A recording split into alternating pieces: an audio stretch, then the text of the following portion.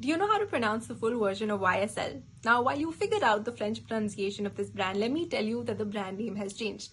They've dropped the E from Yves Saint Laurent. And this isn't a recent change. In 2012, Hedi Slimane, who was the creative director of the brand, wanted to give the brand a newer vibe because he wanted to appeal to the younger generation. However, this was not just about shortening the brand name. He realized that fashion is cyclical and what was in vogue 50 years ago is relevant to the audiences today. Hence, he revisited the 1960s collection called Saint Laurent Rive Gauche, which was talking all about rebellion and rock and roll.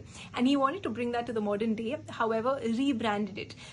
Much like how Facebook rebranded to Meta in order to talk about newer digital experiences, or how Dunkin' dropped donuts from its name in order to talk about its expanded menu.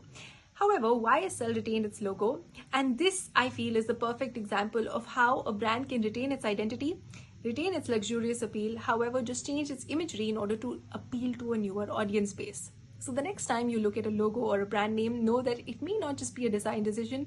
In fact, it can also be a deep-rooted strategy. Think about it, and I hope this helps.